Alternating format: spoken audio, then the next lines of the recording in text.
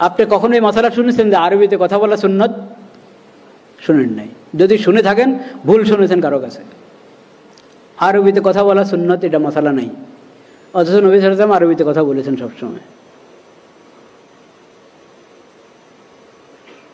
নবী করিম সাল্লাল্লাহু আলাইহি ওয়াসাল্লাম এর খাবার অভ্যাস যে ছিল একবারে স্বাভাবিক ছিল, একবারে স্বাভাবিক। নবী করিম সাল্লাল্লাহু আলাইহি ওয়াসাল্লামের খাবার অভ্যাসকে সুন্নত ঘোষণা করা হয় নাই।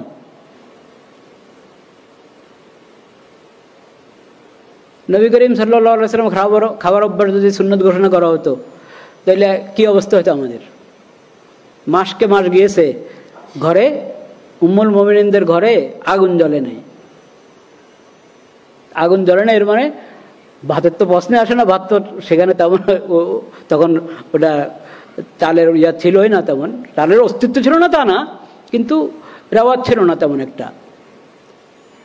হলে রুটি জবের হকার, কিন্তু তাও আগুন জ্বলছে না, তো এর মানে রুটিও না, কি পানি আর খেজুর, সেটা কখনো আছে কখনো আছে না, আছে কখনো নাই, এই অবস্থা। কেন? এ না যে কোনো নবী করিম সাল্লাল্লাহু আলাইহি ওয়াসাল্লাম আর্থিক সংকট, সবসময় আর্থিক সংকট ছিল তা না।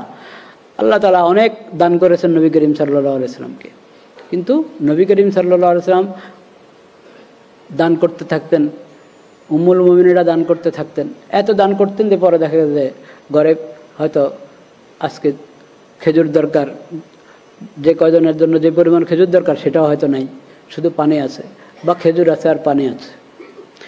কিন্তু এটাকে নবী করিম সাল্লাল্লাহু আলাইহি ওয়াসাল্লাম সুন্নত ঘোষণা করেন নাই যে খেজুরেই তোমাদের প্রধান খাদ্য হবে, রুটিয়ে তোমাদের প্রধান খাদ্য হবে, জবের রুটি প্রধান খাদ্য হবে, ঘোষণা করা হয় না। কেন? এটা কঠিন হয়ে যাবে। পোশাকের ব্যাপারে ধরেন, কোন রঙের পোশাক হবে, কোন ধরনের পোশাক হবে, কোন এলাকার পোশাক হবে, কিচ্ছু না, কিন্তু টাকনার উপরে রাখো, পুরুষ টাকনার উপরে রাখবে, এটা বিধান, এটা ওহী ছাড়া জানা যাবে না।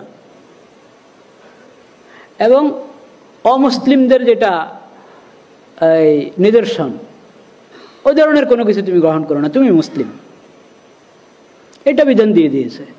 এবং পোশাকের উদ্দেশ্য হলো ছতর যাতে না দেখা যায়, তাইলে ওরকম পোশাক হইতে হবে যে ছতর দেখা যাবে না। এরকম মোটা দাগের কিছু বিধান দিয়ে দেওয়া হয়েছে।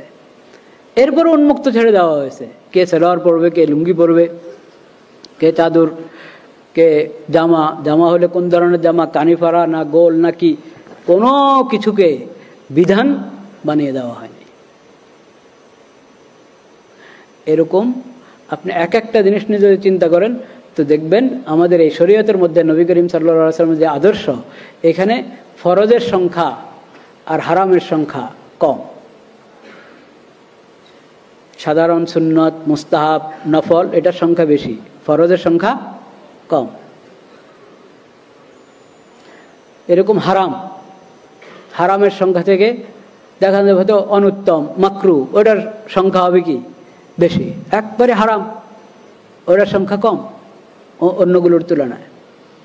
আর প্রয়োজনীয় কোনো কিছু ওটার মধ্যে বন্ধকত মানে প্রতিবন্ধক হবে, এই ধরনের বিধান নবী করিম সাল্লাল্লাহু আলাইহি ওয়াসাল্লামের পবিত্র সিরাতের মধ্যে পাওয়া যাবে না। আরেকটা হলো, বললাম যে কোনো অঙ্গন খালি নাই, শরীআতুন খালিদাতুন শরীআতুন শামিলাতুন শরীআতুন আম্মাতুন। নবী করিম সাল্লাল্লাহু আলাইহি ওয়াসাল্লামের যে সুন্নত এবং সিরাত, ওটা কিয়ামত পর্যন্তের জন্য, কারণ উনি আখিরি নবী, খাতামুন নবিয়্যিন, তার উম্মতের পর আরেক উম্মত হবে না। তার উপর হেদায়েতের যে কিতাব আল কোরআনুল কারীম অবতীর্ণ হয়েছে, এরপরে হেদায়েতের আর কোনো কিতাব আল্লাহর পক্ষ থেকে ওহীর আর কোনো বাণী আসবে না, এটাই শেষ। তো তার সুন্নত আর শরীয়ত শেষ শরীয়ত, তার উম্মত আখিরি উম্মত। এরপরে যদি কেউ বলে যে অমুকের উম্মত, তো এর মানে তার